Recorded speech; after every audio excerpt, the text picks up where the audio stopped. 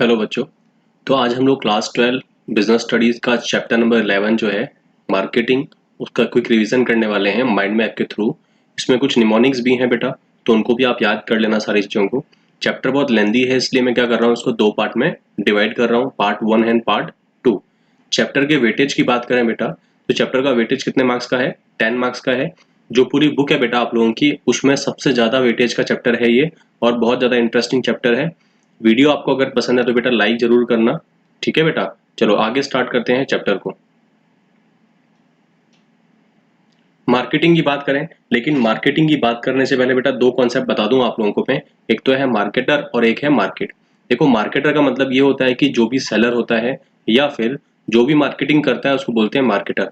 आप लोग क्या करना, इस चैप्टर में आप अपने आप को मार्केटर अज्यूम करना।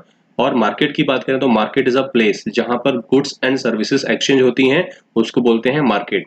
अब मार्केटिंग की हम लोग बात कर लें तो मार्केटिंग बहुत एक वाइड टर्म है बेटा। इसमें काफी सारी चीजें जो है वो इंक्लूड होती हैं।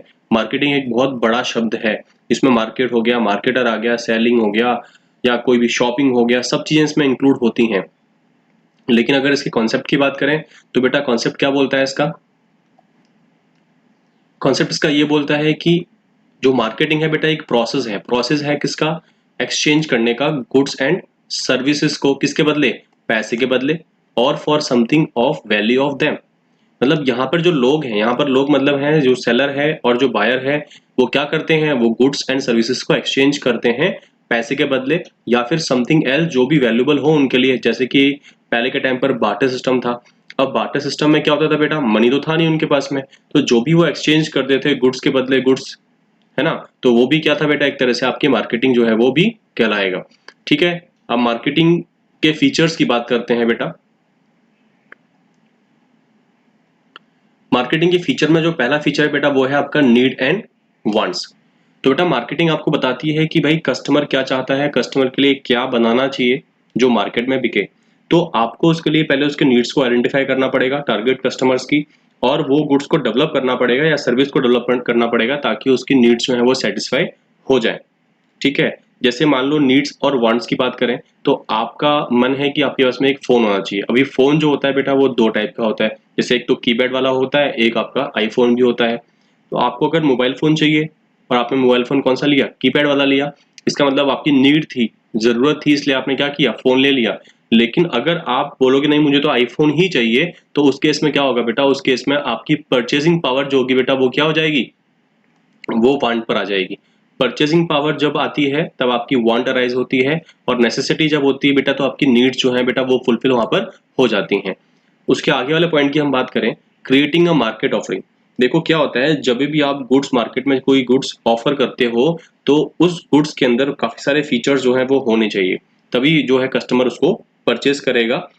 जैसे कि उसका साइज हो गया, उसकी क्वालिटी, उसमें बहुत सारे कलर्स होने चाहिए, टेस्ट होना चाहिए, वेरिएंट होने चाहिए, प्राइस उसका अलग अलग होना चाहिए, तो कस्टमर अपने अकॉर्डिंग उसको परचेज जो है वो कर सकता है। आपने कार देखी है, कार में काफी सारे कलर्स आते हैं, ब्लैक आता है, व्हाइट है, रेड है, येलो है। क्यों आता है बेटा? क्योंकि कस्टमर को किसी को व्हाइट पसंद है, किसी को ब्लैक पसंद है, किसी को और कोई कलर पसंद है। तो मार्केटिंग जो ऑफरिंग कर रहे हो आप लोग, जो मार्केट में आप दे रहे हो गुड्स या सर्विसेज, उसमें जो फीचर्स हैं बेटा वो कस्टमर को हेल्प करते हैं उसके अकॉर्डिंग जो है उन चीजों को लेने में।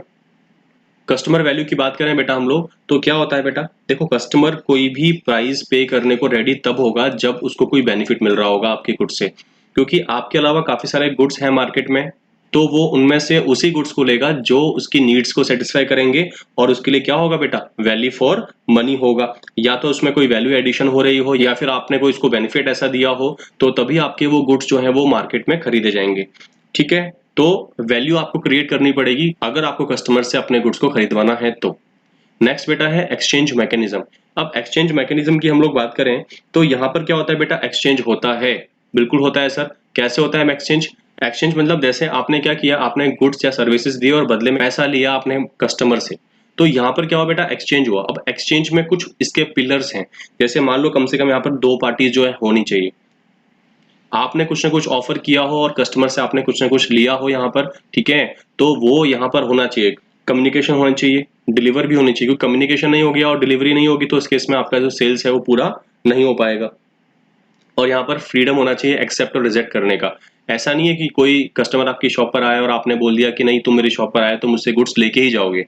तो एक्सेप्ट और रिजेक्ट करने का फ्रीडम भी यहाँ पर होता है, तभी आपका जो मार्केटिंग का कॉन्सेप्ट है बेटा वो पूरा होता है। ठीक है, तो ये इसके फीचर्स की हमने बात कर ली है। अब हम इसकी एक न्यूमेरिक देखेंगे बेटा, इसको याद करने की, वो देखते हैं हम लोग। MNC मार्केटिंग करती हैं। अब यहाँ पर मैंने मार्केटिंग वर्ड जो जोड़ा है बेटा वो इसलिए जोड़ा है ताकि आप इससे रिलेट कर सको उसको, कि भाई मार्केटिंग के फीचर्स की बात करेंगे। अब MNC मतलब क्या होता है? मल्टीनेशनल कंपनीज ई मार्केटिंग करती हैं, इलेक्ट्रॉनिक मार्केटिंग करती हैं। तो M फॉर क्या होगा बेटा यहाँ पर? मार्केट। N फॉर होगा बेटा needs wants, C for customer value and E for exchange mechanism. तो इससे आप लोग इसको याद कर सकते हो। आगे हम लोग बात करते हैं बेटा इसके फंक्शंस की। तो फंक्शंस में देखो आप, इसके कुछ 12 फंक्शंस हैं यहाँ पर। देखो 12 फंक्शंस दे रखे हैं। अब 12 फंक्शंस सारे के सारे आपको जो है याद होने चाहिए। अब कैसे याद करोगे? सिंपल सी बात है, इसकी एक स्टोरी माइंड में फ्रेम कर लो ताकि आपको वो याद रहे बेटा आपके एग्जाम तक। चलो थोड़ा देखते हैं इसको हम लोग। तो पहला फंक्शन है बेटा इसका gathering and analysing the market information. देखो आप इस चैप्टर में मार्केटर हो, आप मार्केट में गए और वहां पर जाके देखा आपने कि कस्टमर्स जो हैं वो क्या पसंद करते हैं, बच्चे क्या चाहते हैं, जो यंगस्टर हैं उनकी डिमांड क्या है, जो लोग थोड़ा एज्ड हैं बेटा वो क्या चाहते हैं। तो सबकी जो डिमांड्स हैं वो क्या चाहते हैं उनकी इंफॉर्मेशन आपने कलेक्ट करनी है पहले। ठीक है, तो आपने वो इंफॉर्मेशन कलेक्ट कर ली। उसके बाद में क्या करोगे? आप अपना सॉर्ट एनालिसिस करोगे, SWOT, SWO, ये सॉर्ट एनालिसिस जो है आप करोगे। अब इस सॉर्ट एनालिसिस में क्या होता है बेटा? इसमें आपकी स्ट्रेंथ, आपकी वीकनेस, आपकी अपॉर्चुनिटी और आपकी थ्रेट, इन सभी को आपको एनालाइज करना पड़ेगा। स्ट्रेंथ मतलब जिसमें आप बहुत ज्यादा अच्छे हो, जो काम आप आराम से कर सकते हो वो आपकी स्ट्रेंथ हो गई। वीकनेस मतलब कि जो कमियां हैं आप में उनको आप अपनी कमियों को दूर करोगे। ठीक है, अभी जैसे हम बात करें बेटा देखो अपॉर्चुनिटी की, तो यहाँ पर अभी कोरोना वायरस आया है, इसकी वजह से क्या हुआ, जो भी कंपनीज यहाँ पर लिकर प्रोड्यूस करती थी उनको एक अपॉर्चुनिटी मिली कि वो लोग क्या कर सकते हैं, वो लोग हैंड सैनिटाइजर बना सकते हैं। तो उन्होंने वो अपॉर्चुनिटी क्या कर ली बेटा? ग्रैब कर ली। ऐसे ही मार्केट में कोई अपॉर्चुनिटी अगर आती है तो आपको भी क्या करनी है? वो अपॉर्चुनिटी ग्रैब करनी है। थ्रेट्स तो सीधी बात है बेटा, देखो अभी कोरोना वायरस आया है तो भी सभी के लिए थ्रेट है, सारे बिजनेस बंद हो चुके हैं, सारे स्कूल्स बंद हो चुके हैं। तो ये थ्रेट बेटा आता है, हर बिजनेस के अंदर आता है, चाहे वो किसी भी फॉर्म में आए। तो इन सब चीजों को आप एनालाइज कर लो। एनालाइज करने के बाद में आप क्या करोगे बेटा? मार्केट की प्लानिंग करोगे। अब मार्केट प्लानिंग में क्या करोगे बेटा? आप प्लान करोगे कि आप मार्केटिंग के ऑब्जेक्टिव्स को कैसे अचीव करोगे। उन सब की प्लानिंग करने से मार्केट में आप कैसे एंटर करोगे, मार्केट में डिमांड कैसे क्रिएट करोगे, कस्टमर को कैसे सेटिस्फाई करोगे, वो सब प्लानिंग आपने कर ली एक बार। फिर आप अपने आप आओगे बेटा गुड्स पर। देखो product designing and development. Development जो यूज होता है बेटा वो किसके लिए होता है? वो यूज होता है सर्विसेज के लिए। किसके लिए होता है? सर्विसेज, या फिर हम लोग बोले सॉफ्टवेयर वगैरह जो होता है बेटा उन सबको डेवलप करते हैं हम लोग। डिजाइनिंग की बात करें बेटा, डिजाइनिंग कैसे करोगे आप? डिजाइनिंग में उसकी क्वालिटी कैसे होगी, उसका साइज कैसा होगा, उसका डिजाइन, पैकेजिंग, वेरिएंट्स कैसे होंगे बेटा। और जो भी आप डिजाइन करोगे बेटा वो आपके कॉम्पिटिटर से अच्छे ही होने चाहिए। अगर आपके कॉम्पिटिटर का आपसे अच्छा डिजाइन है, अच्छा पैकेजिंग है या अच्छा क्वालिटी है उसका, तो फिर आपका गुड्स मार्केट में जो है वो नहीं बिकने वाला है। ठीक है बेटा, तो नेक्स्ट क्या करोगे? डिजाइनिंग करोगे। लास्ट में पूरी स्टोरी बताऊंगा आपको मैं इसकी, याद हो जाएंगे सारे पॉइंट्स आपको। नेक्स्ट आपका है पॉइंट बेटा कौन सा वाला? Standardization and grading. अब ये क्या होता है इसको पहले समझ लो। देखो स्टैंडर्डाइजेशन का मतलब होता है कि जैसे आप किसी शॉप पर गए बेटा शूज खरीदने के लिए, तो वहां पर क्या होगा बेटा, वो आपसे पूछेगा कि आपका साइज कितना है। अब साइज कितना होता है? स्टैंडर्ड साइज होता है 5, 6, 7, 8, 9, ये स्टैंडर्ड साइज है, ये सभी लोगों के आ जाते हैं। लेकिन अगर ग्रेडिंग की बात करें तो ग्रेडिंग में ये होता है कि आपको क्या किया, उस दुकान वाले ने बोला कि सर देखो मेरे पास में एक सस्ता ब्रांड भी है, एक महंगा ब्रांड भी है और बहुत महंगा ब्रांड भी है। तो ग्रेडिंग कर दिए उसने, क्या कर दिए, उन शूज को ग्रेड कर दिया। मतलब ये वाला सस्ता है, ये वाला महंगा है और ये बहुत ज्यादा महंगा है। ये कलर के बेसिस पे ग्रेडिंग कर दिया, क्वालिटी के बेसिस पे ग्रेडिंग कर दिया।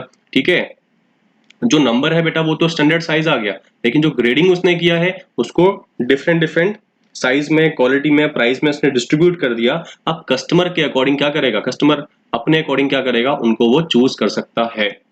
ठीक है बेटा, जैसे ब्लैक टी होती है, ग्रीन टी होती है। अब किसी को ब्लैक टी पसंद है, किसी को ग्रीन टी पसंद है। ये क्या है? ये ग्रेडिंग है। आपने देखा होगा चावल या दाल काफी सारे टाइप्स के आते हैं। एक 35 का भी आता है, 40 का भी आता है, 100 रुपए का भी आता है। अब वो क्यों डिफरेंस है उसमें? क्योंकि कहीं ना कहीं जो है इसकी क्वालिटी में फर्क होगा। इसलिए बेटा हम क्या बोलते हैं? ग्रेडिंग करना और स्टैंडर्डाइजेशन करना। तो आपने अपने गुड्स का क्या कर दिया? स्टैंडर्डाइजेशन कर दिया और ग्रेडिंग भी कर दिया। नेक्स्ट बेटा पैकेजिंग और लेबलिंग। देखो ये जो packaging, labelling, branding, pricing, promotion, physical distribution, transportation, ये सब चीजें हम लोग अभी आगे पढ़ने वाले हैं बहुत डिटेल के अंदर। ये सब चीजें आगे आएंगी, ये सब चीजें आगे आएंगी, इनको हम लोग पढ़ेंगे बेटा एक एक करके। पहले आप इनको समझ लो क्या होता है। थोड़ा बहुत समझा दूंगा यहाँ पर, बाकी पूरा वहीं पर समझाऊंगा। पैकेजिंग लेबलिंग का मतलब होता है, पैकेजिंग मतलब क्या? देखो पैकेजिंग क्या होता है? एक साइलेंट सेल्समैन होता है। एक क्या होता है? साइलेंट सेल्समैन होता है। पैकेजिंग क्या है? एक साइलेंट सेल्समैन है। पैकेजिंग मतलब क्या होता है बेटा? आप अपने डिजाइन करते हो बेटा पैकेट्स को, रैपर्स को या कार्टून्स को, जिसमें आप अपने गुड्स को पैक करके दोगे। कभी भी खुला गुड्स थोड़ी दोगे अपने कस्टमर्स को, आप हमेशा पैक करके दोगे। ठीक है, चिप्स वगैरह जो आती हैं, जो आपकी कोक वगैरह जो आते हैं, वो सब पैक फॉर्म में आते हैं। ठीक है, तो ताकि उसकी जो प्रोटेक्शन है वो रहे हमेशा। ठीक है, तो पैकेजिंग पैकेजिंग बहुत जरूरी है किसी भी गुड्स को बचाने के लिए, इसको प्रोटेक्ट करने के लिए। लेबलिंग की बात करें बेटा, तो इसमें सारी इन्फॉर्मेशन लिखी होती है। जो भी आपको इन्फॉर्मेशन देनी है, इसकी एमआरपी हो गई, उसका बैच नंबर हो गया, उसका एक्सपायरी डेट क्या है, लॉ ने कोई अगर रिक्वायरमेंट की है बेटा इन्फॉर्मेशन की, तो वो सारी भी आएगी। ठीक है, उसका कंपनी का कॉन्टैक्ट नंबर हो गया, ईमेल आईडी हो गई। ठीक है, उसमें क्या क्या इंग्रेडिएंट्स हैं वो भी सब लेबलिंग में आते हैं। ब्रांडिंग की बात करें बेटा, ब्रांडिंग क्या होता है? ब्रांडिंग एक नेम या फिर एक सिंबल होता है जिसको हमें क्या करना पड़ता है? गुड्स को देना पड़ता है। तो ब्रांडिंग जो है क्या करता है बेटा? आपके गुड्स को बाकी सारे गुड्स से अलग बनाता है ब्रांडिंग।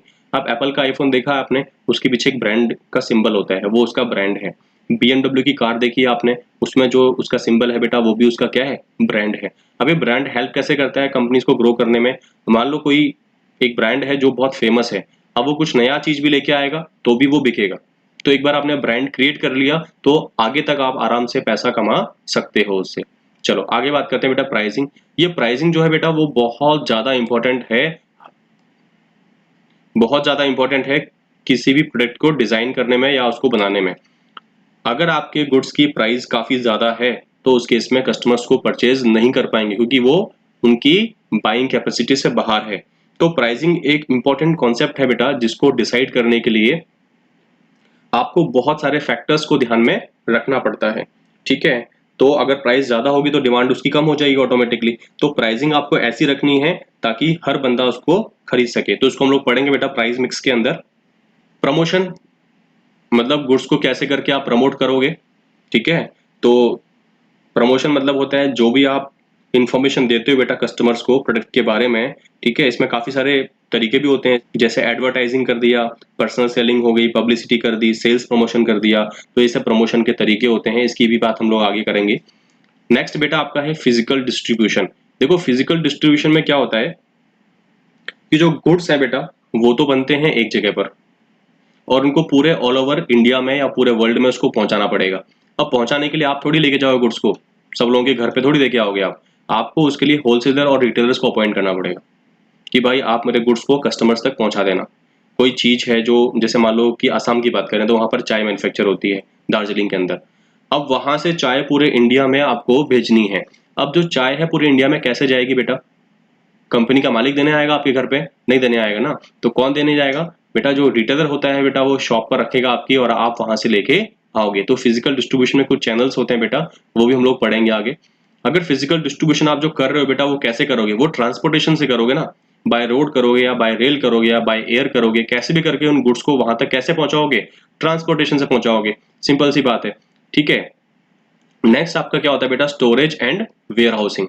देखो क्या होता है कि जब भी आप गुड्स बना के रखते हो तो ऐसा थोड़ी होता है कि बनते ही वो गुड्स मार्केट में बिक जाएंगे। नहीं, ऐसा नहीं होता है कि भाई जब डिमांड आएगी तभी तो आप मार्केट में बेचोगे गुड्स को। आपने बनाना है और उसको क्या करना है? अपने गोडाउन में उनको रखना है। और गोडाउन में क्यों रखते हैं, स्टोरेज क्यों करते हैं उसका? क्योंकि बेटा वो सेफ रहे, वो खराब नहीं हो, उनमें रोडेंट नहीं पड़े, सड़े नहीं, वो कीड़े नहीं पड़े उसके अंदर, मॉइस्चर नहीं लगे उनमें। तो वो सब चीजों की वजह से हम क्या करते हैं? स्टोरेज जो है वो करते हैं। जब भी डिमांड आएगी बेटा तभी आप क्या करोगे? मार्केट में जो है इनको सेल आउट कर दोगे। क्लियर है क्या बात? लास्ट बेटा है कस्टमर सपोर्ट सर्विस। अब देखो ये जो कस्टमर सपोर्ट सर्विस है बेटा, ये भी क्या है, ये भी बहुत इंपॉर्टेंट है। इसको बोलते हैं आफ्टर सेल सर्विस। अगर आप कोई गुड्स खरीदते हो और उसकी सर्विस अगर आपको नहीं मिलती अच्छी, तो आप 10 जगह आके बोलोगे भाई ये गुड्स बहुत बेकार है, मत खरीदना, है ना। तो अगर आपका सपोर्ट सर्विस जो कस्टमर को टेक्निकल हेल्प देते हैं, या कोई भी हम लोग उनकी कंप्लेंट्स का रिड्रेसल करते हैं, कंप्लेंट्स को सुनना, उनको सॉल्व करना, ताकि उसको सेटिस्फेक्शन मिले। अगर उसकी कंप्लेंट्स को नहीं सुना जाएगा तो फिर वो आपका प्रोडक्ट कभी भी नहीं खरीदेगा। तो ये भी बहुत इंपॉर्टेंट है। प्राइसिंग के साथ साथ कस्टमर सपोर्ट सर्विस भी आपका अच्छा होना चाहिए। ऐसा नहीं आपने सिर्फ गुड्स बेचना है, बस गुड्स बेच दो, कस्टमर को समझ में आए नहीं आए, उसकी प्रॉब्लम सॉल्व हो नहीं हो, उससे कोई फर्क नहीं पड़ता है, तो मतलब आपकी कंपनी ग्रोथ नहीं कर पाएगी। क्लियर है क्या बात? तो ये सब चीजें बेटा फंक्शंस में आती हैं। अब इसको याद कैसे करना है? देखो आप मार्केट में गए, मार्केट में जाके आपने सारी इन्फॉर्मेशन ली, इन्फॉर्मेशन लेके आए, घर पे आके आपने उसकी प्लानिंग करी कि कैसे कैसे मेरे को ये काम करना है। आपने अपना एक गुड्स जो है उसको डिजाइन किया, उसको स्टैंडर्डाइजेशन और ग्रेडिंग में लेके आए। स्टैंडर्डाइजेशन मतलब एक स्टैंडर्ड फॉर्म आपने तैयार किया उसका, और आपने इसको क्या कर दिया, आपने उसको डिफरेंट डिफरेंट ग्रेड्स में डिवाइड कर दिया। अब आपने उसकी पैकेजिंग कर दी, उसको पैक कर दिया, उस पर लेबल लगा दिया, उस पर अपना ब्रांड लगा दिया, उसकी प्राइस भी बता दी भाई इसकी प्राइस जो है वो इतनी होने वाली है। फिर आपने क्या किया, उसका प्रमोशन किया, उसका एडवर्टाइजमेंट किया, टीवी पर, अखबार में, कहीं पर भी आप उसका प्रमोशन कर रहे हो। जैसे ही मार्केट से डिमांड आती है, आप उसका फिजिकल डिस्ट्रीब्यूशन स्टार्ट कर दोगे। आप होलसेलर को दोगे, अपने एजेंट को दोगे, और अपने रिटेलर को दोगे, ठीक है ना।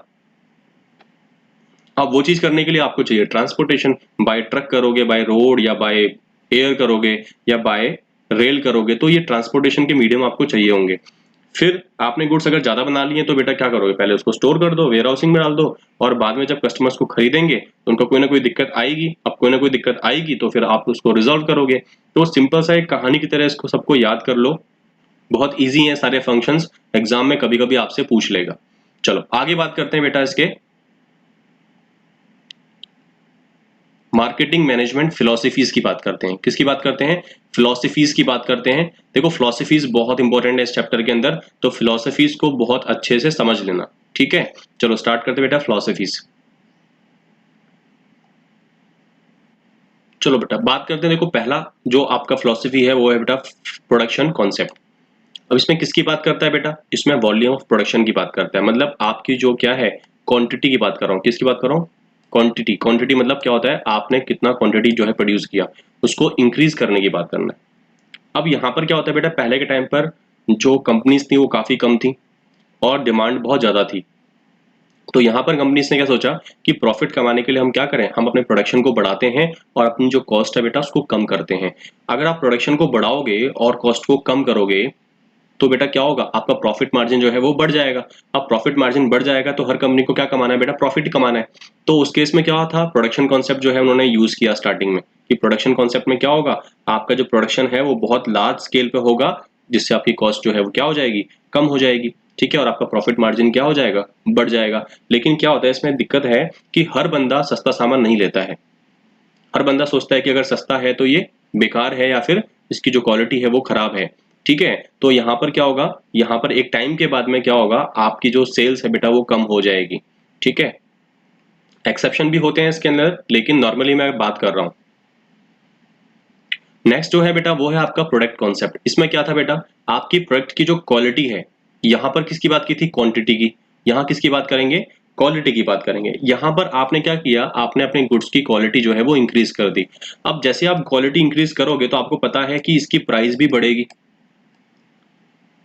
आप क्वालिटी की बात करें, जैसे कि मान लो एक कार है मारुति सुजुकी की और एक कार है आपकी BMW की, तो बेटा दोनों की जो क्वालिटी है उसमें काफी अंतर है और प्राइस में भी काफी अंतर है।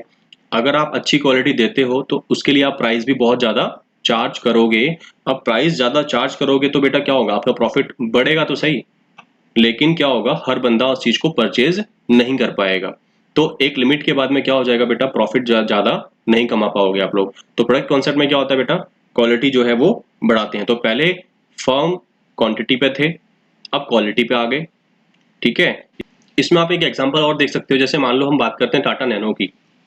नैनो स्टार्टिंग में आई थी तो बेटा क्या हुआ था, उसकी प्राइस काफी कम थी। याद है आप लोगों को, 1 लाख 1.5 लाख में कार मिल जाएगी आपको, और उसकी जो प्रोडक्शन थी वो काफी ह्यूज स्केल पे कर दी, लेकिन अभी आप देखोगे मार्केट में जाके तो शायद नैनो आपको मिलेगी भी नहीं स्टोर पर उनके।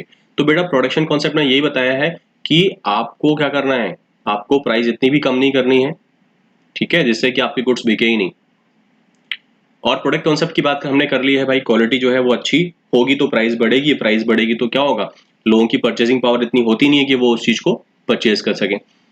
उसके बाद में बेटा सेलिंग कॉन्सेप्ट की बात करें तो यहाँ पर क्या होता है, वॉल्यूम ऑफ सेल्स बढ़ाते हैं हम लोग। अब वॉल्यूम ऑफ सेल्स और यहाँ पर वॉल्यूम ऑफ प्रोडक्शन दोनों में फर्क है। यहाँ पर आपका प्रोडक्शन बढ़ा है, यहाँ पर आपकी सेल्स बढ़ी है।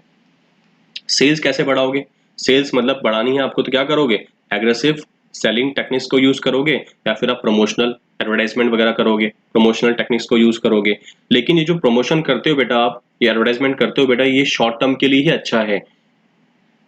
आप शॉर्ट टर्म में अपना प्रॉफिट कमा सकते हो, लेकिन लॉन्ग रन में बेटा आपका ये सेलिंग कॉन्सेप्ट भी काम नहीं करेगा, क्योंकि एक लिमिट के बाद में कस्टमर भी समझ जाएगा कि आपके गुड्स में दम है कि नहीं है। ठीक है, तो अपने कस्टमर्स को आप अट्रैक्ट तो कर लोगे, लेकिन वो सिर्फ किसके लिए होगा बेटा, वो सिर्फ शॉर्ट टर्म के लिए कर सकते हो आप अपने कस्टमर्स को अट्रैक्ट। ठीक है, तो सेलिंग कॉन्सेप्ट भी है। पहले फॉर्म बेटा किस पे थी, क्वांटिटी पे थी, फिर क्वालिटी पे आ गई, अब वो आ गई बेटा सेल्स पर, अपने प्रॉफिट्स को इंक्रीज करने के लिए। नेक्स्ट बेटा है मार्केटिंग कॉन्सेप्ट। अब मार्केटिंग कॉन्सेप्ट में क्या था बेटा, सबसे इंपॉर्टेंट है ये और इसके नीचे वाला फिफ्थ वाला, और दोनों एक दूसरे से क्या है, इंटरलिंक्ड है। मार्केटिंग कॉन्सेप्ट क्या बोलता है कि कस्टमर को क्या करो, उसकी नीड्स को सेटिस्फाई करो, कस्टमर्स की नीड्स का पता करो, उनको सेटिस्फाई दो। अगर आप उनकी नीड्स को आइडेंटिफाई करोगे और उसको सेटिस्फाई करोगे तो ऑटोमेटिकली क्या हो जाएगा, आपका जो प्रॉफिट है वो क्या हो जाएगा, बढ़ जाएगा। बिल्कुल सही बात है कि सर प्रॉफिट कब बढ़ेगा, जब आप कस्टमर की नीड्स को पूरा करोगे तब बढ़ेगा प्रॉफिट। ठीक है, तो यहाँ पर जैसे एमआई की बात करें हम लोग, एमआई का फोन आता है बेटा, एमआई ने क्या सोचा कि हमें ऐसा फोन निकालना चाहिए जो इंडियन मार्केट में क्या हो सके, बिक सके। लोगों की कैपेसिटी सिर्फ कितने की है, 5,000, 10,000, 15,000, इससे ज्यादा वो लोग फोन में खर्च नहीं करते हैं। मैक्सिमम लोग की बात कर रहा हूँ मैं, ठीक है, कुछ लोग आईफोन भी लेके घूमते हैं, लेकिन मैं मैक्सिमम लोगों की बात कर रहा हूँ। तो उसने वैसे ही फोन निकाले और उसकी जो क्वालिटी है वो अच्छी रखी, उसमें सारे फीचर्स डाल दिए उसने। तो क्या किया, कस्टमर्स को लगा कि हाँ भाई वैल्यू फॉर मनी है, तो उन्होंने क्या कर लिया, उनको परचेज कर लिया, और बहुत ही कम टाइम के अंदर क्या हुआ, वो कंपनी जो है बहुत ऊपर आ गई। ऐसा आप बात करो, जियो की बात करो, जियो भी ऐसे आया था, कस्टमर को देखा उसने कि कस्टमर को क्या चाहिए, कस्टमर को क्या चाहिए, कस्टमर को नेट चाहिए, नेट फ्री कर दिया, कॉलिंग फ्री कर दिया है। लेकिन अभी आप देखोगे तो काफी सारा वो पैसा जो है वो कमा रहा है। अब मार्केट में कंपटीशन बढ़ा तो बाकी लोगों ने भी क्या कर दिया, अपने प्राइसेस को कम कर दिया। ठीक है बेटा, मार्केटिंग कॉन्सेप्ट क्या बोलता है कि कस्टमर को सेटिस्फाई करो। लास्ट जो है बेटा वो है सोशल मार्केटिंग कॉन्सेप्ट। अब ये बोलता है कि आप कस्टमर की डिमांड्स को सेटिस्फाई तो कर रहे हो, लेकिन इतना भी मत कर देना कि आप सोसाइटी और एनवायरनमेंट को इग्नोर कर दो। मतलब अगर मान लो कस्टमर्स का सेटिस्फेक्शन आपके लिए बहुत जरूरी है, हाँ मान लिया, लेकिन अगर आप कोई गुड्स ऐसे हैं जैसे लिकर है, सिगरेट है, जो भी आप खाते हो, ठीक है ना, बीड़ी वगैरह जो है वो सब बनाती हैं कंपनीज। अब ऐसा थोड़ी भाई कस्टमर चाहता है भाई ये बनाओ तो आप वो बनाना स्टार्ट कर दोगे। आपको सोसाइटी और एनवायरनमेंट को भी देखना पड़ेगा, आपको लॉन्ग टर्म वेलफेयर देना पड़ेगा, किसको, कस्टमर को, सोसाइटी को और एनवायरनमेंट को। इन तीनों से ही आपकी जो है कंपनी लॉन्ग रन में अच्छे से काम कर पाएगी। तो सोसाइटल कॉन्सेप्ट जो होता है बेटा वो लॉन्ग टर्म वेलफेयर होता है किसी भी सोसाइटी के लिए, जैसे एनवायरनमेंट का पॉल्यूशन नहीं करना, डिफोरेस्टेशन नहीं करना, ठीक है, शॉर्टेज ऑफ रिसोर्स नहीं होना, पॉल्यूशन कंट्रोल करना, इन्फ्लेशन नहीं करना। तो ये सब चीजें क्या आती हैं बेटा, ये सब सोसाइटल मार्केटिंग कॉन्सेप्ट के अंदर आती हैं। क्लियर हुआ कि नहीं हुआ फिलोसफीज। अब फिलोसफीज को याद करने का एक न्यूमोनिक है यहाँ पर, वो देख लो आप एक बार, देखो क्या है, पापा प्लीज एसएमएस योर फिलोसफीज। अब यहाँ पे मैंने फिलोसफीज क्यों डाला है, ताकि आप फिलोसफीज को उससे क्या कर सको, रिलेट कर सको। फिलोसफीज ये भी क्या है, फिलोसफीज। यहाँ मार्केटिंग क्यों डाला, क्योंकि ये भी क्या है, मार्केटिंग। अब फिलोसफीज की बात करें बेटा, इसमें क्या बोला है, पापा प्लीज एसएमएस योर फिलोसफीज। अब पी फॉर क्या है बेटा, प्रोडक्शन कॉन्सेप्ट। यहाँ पर पी फॉर क्या है बेटा, product concept. S for selling concept, M for marketing concept, और S for societal marketing concept. तो ये बात आप लोग एग्जाम में याद रखना, ताकि आप लोगों को ये रिमेंबर करने में आसानी रहेगी। अच्छा, ये माइंड मैप आपको क्या हेल्प करते हैं बेटा, देखो जब आप क्वेश्चन एग्जाम में करोगे ना, तो कहाँ से क्वेश्चन आएगा, किस चैप्टर से आएगा, आपको नहीं पता है। आपने क्वेश्चन पूरा पढ़ा तो उसमें से आपको पता पड़ेगा हाँ भाई ये क्वेश्चन जो है वो इस चैप्टर से आया। अब उस चैप्टर का पूरा माइंड मैप आपके माइंड में फीड होना चाहिए, तभी तो पता पड़ेगा हाँ भाई मार्केटिंग में क्या पढ़ा था, उसके कॉन्सेप्ट पढ़े थे, उसके फीचर्स पढ़े थे, उसके फंक्शंस पढ़े थे, उसके फिलोसफीज पढ़ी थी। अब आपके माइंड में फीड है सब चीजें।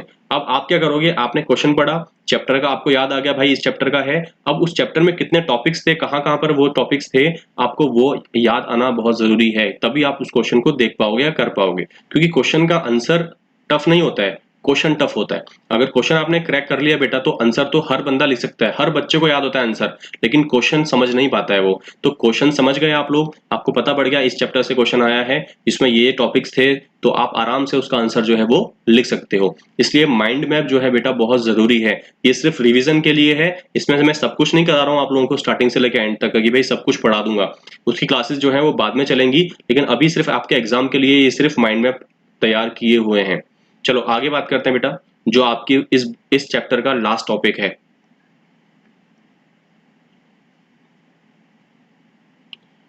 चलो बेटा बात करते हैं मार्केटिंग मिक्स और उसके एलिमेंट्स की।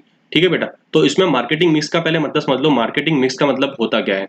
मार्केटिंग मिक्स का मतलब ये होता है कि आपके कुछ टूल्स होते हैं, मार्केटिंग टूल्स होते हैं, जिनको एक फर्म जो है वो यूज करती है ताकि वो मार्केटिंग के ऑब्जेक्टिव्स को अचीव कर सके। जो आपके टारगेट मार्केट है बेटा उसको आप क्या कर सको, अचीव कर सको। तो इसमें बेटा क्या है, आपके 4 पीस आएंगी।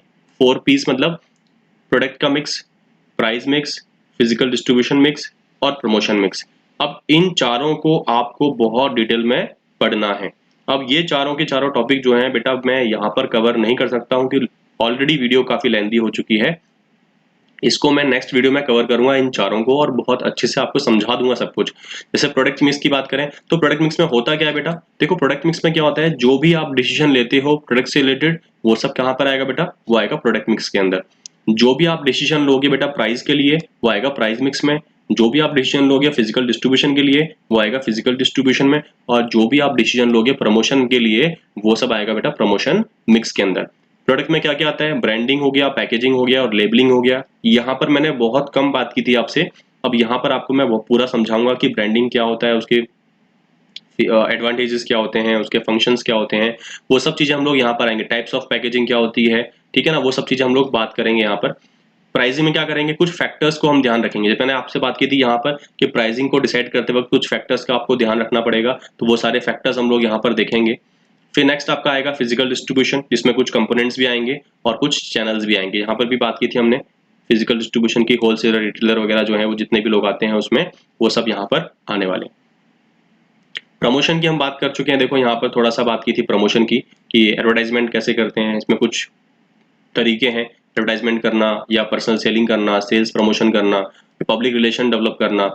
तो बेटा ये सारे टॉपिक जितने भी हैं वो सब हम लोग नेक्स्ट लेक्चर में सारा कवर कर लेंगे। तो अगर बेटा आपको ये वीडियो समझ में आया है तो थैंक यू फॉर वॉचिंग, और आप इसको जो है लाइक करना बेटा, वीडियो को शेयर करना अपने फ्रेंड्स के साथ में, और आप कमेंट करना बेटा जो भी आपके डाउट्स हैं या फिर जो भी टॉपिक्स आपको यहाँ पर पढ़ने हैं। और अगर आपने सब्सक्राइब नहीं किया तो प्लीज़ इसको सब्सक्राइब करना चैनल को।